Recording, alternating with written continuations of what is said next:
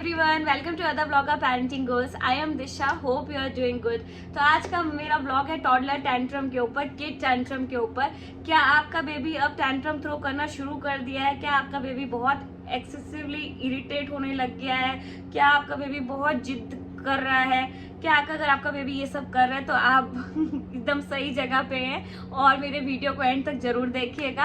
अगर आपको मेरा वीडियो पसंद आएगा तो प्लीज लाइक करिएगा, लगता है किसी के लिए यूजफुल है तो उसे शेयर करिएगा और चैनल को सब्सक्राइब करिएगा। तो ठीक है, चलिए मैं ब्लॉग स्टार्ट करती हूँ। मोस्टली ये जो बच्चे टैंट्रम करते हैं ये करते हैं अराउंड 2 ईयर। ये 2 ईयर होने वाले होते हैं और 2 ईयर के बाद 2 to 3 ईयर्स तक ये सारे टैंट्रम वो कर रहे होते हैं, क्योंकि ये एक फेज होता है। इस फेज में बच्चा सारे अपने माइलस्टोन अचीव कर लेती है, क्योंकि शुरू में तो उनके लिए वो सोते ही रहते हैं, फिर धीरे धीरे वो हैंड अपने उठाते हैं, फिर टर्न होते हैं, ये सारे मूवमेंट कर रहे होते हैं, क्रॉलिंग कर रहे होते हैं, फिर धीरे धीरे बैठना चलना सीख रहे होते हैं। इस एज पे क्या होता है, वो सारे अपने माइलस्टोन अचीव कर लेते हैं, थोड़ा बहुत बोलना शुरू कर देते हैं। तो अब उनको जो चीज चाहिए वो उनको चाहिए और वो एकदम टैंट्रम थ्रो करने लगते हैं। ये 2 ईयर वाली एज तो टेरिबल 2 है, बट ये जो एज है ना ये मैक्सिमम ब्रेन डेवलपमेंट की एज है। तो 2 ईयर में बच्चों का सबसे ज्यादा दिमागी विकास हो रहा होता है। जैसा कि मैं अपने ब्रेन डेवलपमेंट वाले वीडियो में भी आपको बताया था कि ये एज में हमें उसे खाने पे भी बहुत ध्यान देना चाहिए, उसके ऊपर भी बहुत ध्यान देना चाहिए। वो सारे वीडियो की लिंक मैं नीचे डिस्क्रिप्शन बॉक्स में डाल दूंगी, तो आप प्लीज देख लीजिएगा। मैंने उसमें काफी सारी एक्टिविटी बताई कि उसे कैसे एंगेज करना है, तो वो सब फॉलो करिएगा, क्योंकि ये जो एज है ना इसमें बच्चों को कंट्रोल करना बहुत ज़रूरी है। क्योंकि अगर हम उसकी वही टेंडेंसी डेवलप होने देंगे टेम्पर टेट्रम की, तो वो आगे और डेवलप हो जाएगी। तो इसमें हमको उसको डेवलप नहीं होने देना है। ये अपने आप नेचुरल सीख के आते हैं, बट हमको इस एक्टिविटी को डेवलप नहीं होने देना है। हमें उनको एक यूजफुल एक्टिविटीज़ में उसको डालना है, ताकि वो अपना ब्रेन इक्वली डेवलप करें और ये टेंडेंसी डेवलप ना करें। तो वो ऐसा क्यों करते हैं मैं ये आपको बताऊंगी, क्योंकि अब उनको हम इंगेज नहीं कर पा रहे हैं तो वो वहां पे टैंट्रम शुरू कर देते हैं। इसके लिए हमें करना क्या है, किड अपने आप ही सीखता है। क्योंकि मेरा जो आयांश है वो कहीं गया नहीं, इतना ज्यादा लोगों से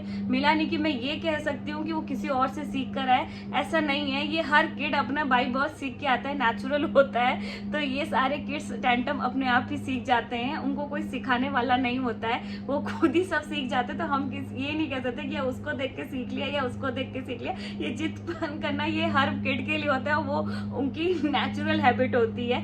क्योंकि इस एज में ना वो थोड़ा बहुत बोलने लग जाते हैं, चिल्लाने लग जाते हैं, कई बार बहुत स्क्रीम करते हैं। मैं जैसे अपना एक्सपीरियंस शेयर करूंगी, जैसे मैं हमेशा करती हूँ, उसके बाद मैं रिसर्च करती हूँ कि ऐसा क्यों कर रहा है। अयांश ना चीखने लग जाता था, चिल्लाता था।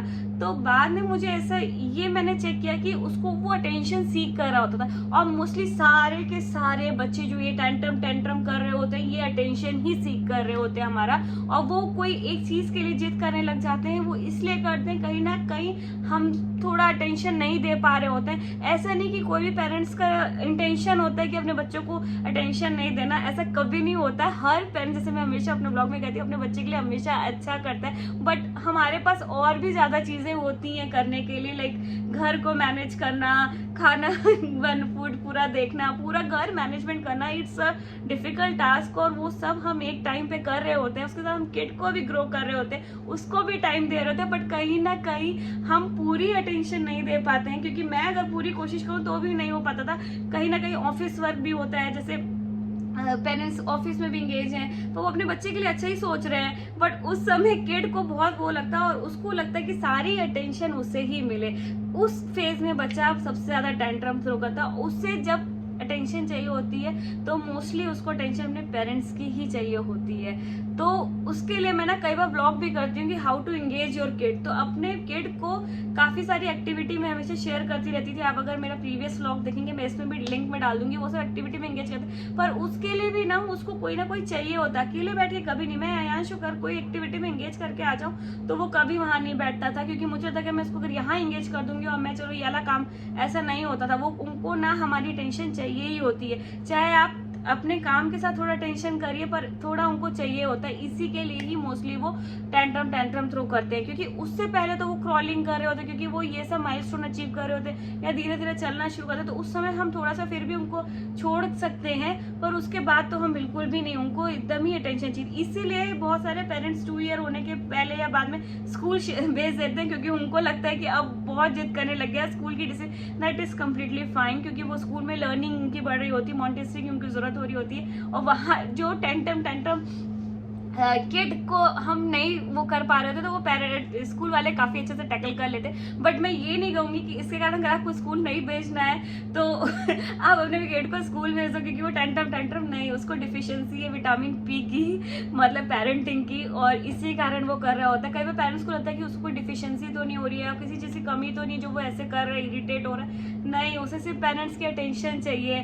तो कैसे भी करके आप अपना, अगर वर्किंग है तो फिर उसको कहीं किसी और तरीके से इंगेज करिए, ताकि वो उसका टाइम, अपना टाइम ऐसे मतलब मैनेज कर लीजिए कि उसको प्रॉपर अटेंशन मिल जाए। क्योंकि मेरे साथ भी होता था कि ऑफिस भी करना, तो मैं उसका रूटीन इस तरीके से डिज़ाइन करके रखी थी कि उसको भी मैं टाइम दे दूँ, पर समटाइम्स हमेशा ऐसा नहीं होता था कि पूरा ही टाइम उसको दे पाऊँ। तो उस मोमेंट में कई बार तो वो चीज़ों को समझता था, और कई बार तो वो टेंट्रम अपना थ्रो करना शुरू कर देता था, जिद्दी जैसे चाहिए। ऐसा जिद्दी तो बच्चे नहीं होते, पर वो चीज़ों को करके चिल्लाना या वो टेंशन, और जहाँ उनके साथ मैं बैठ जाऊँ उसका गेम लेके, वो तुरंत मेरे पास आ जाता था और खुश होके खेलने लग जाता था।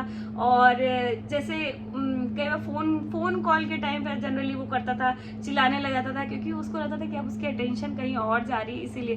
पर दिस इज़ वेरी कम्प्लीटली, मतलब बहुत ज़्यादा ब्यूटीफुल फेज है, गोल्डन फेज है उनकी लाइफ का, और थोड़ा सा हम कॉम्प्रोमाइज़ कर सकते हैं और उनको अपना प्रीशियस टाइम किसी अच्छे वे में इंगेज कर सकते हैं। ऐसा नहीं कह रही कि आप अपना सब काम चाम छोड़ के बैठ जाएं बच्चे के साथ, बट हाँ, टाइम को थोड़ा इस तरीके से स्केड्यूल करना पड़ेगा कि उसको भी आप थोड़ा टाइम दे ले। समटाइम्स स्कूल भेज देते हैं, कहीं बच्चों को एक्टिविटी में इंगेज कर देते हैं पेरेंट्स, वैसे करिए। कुछ मैं काफ़ी सारे सजेशन देती रहती हूँ, उनके साथ आप ब्रेन वाले काम कराएं उनको, बहुत सारी ऐसी एक्टिविटी, कलरिंग में, इस टाइप की एक्टिविटी में इंगेज करके आप अपना काम कर सकते हैं। क्योंकि अधिकतर मेरी कोशिश है कि साथ बैठ के मैं कर लूँ, पर थोड़ा सा तो होता है चैलेंजिंग, बट ये फेज़ होता है उनका, और इस फेज़ से निकल भी जाते हैं और टाइम पास भी हो जाता है। पर उस पर्टिकुलर मोमेंट में फेज़ हैंडल करना थोड़ा मुश्किल हो जाता है, बट उसको थोड़ा सा टाइम दीजिए, अपना अटेंशन दीजिए उसको, अपना टाइम, उसका स्केड्यूल ऐसे करिए कि आप उसके साथ टाइम दे पाएँ उसको।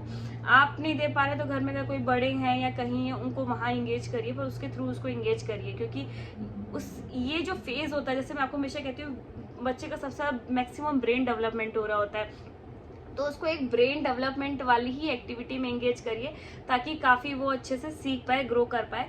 तो इस फेज़ को उसका काफ़ी इंजॉय करने चाहिए, और ऐसा होना चाहिए उसका फेज़ कि इसके दिमाग में कुछ गलत इरिटेशन है और ये सब चीज़ें ना भर जाए। तो उसको हमें यूज़फुल एक्टिविटी में, लर्निंग एक्टिविटी में उसको इंगेज करना चाहिए, क्योंकि ब्रेन डेवलपमेंट का फेज़ है। तो थोड़ी सी अटेंशन आप दीजिए, थोड़ी सी अटेंशन वो आपको देंगे। क्योंकि जैसे मैंने कहा कि मैं अगर कुछ करती थी काफ़ी इरिटेट हो जाता था, फिर जैसे ही मैं उसके साथ आके बैठ जाती थी वो सब भूल जाता था, और एकदम नॉर्मल लगता ही नहीं था कि अभी 2 मिनट पहले इतना ज़्यादा टेंट्रम थ्रो कर रहा है।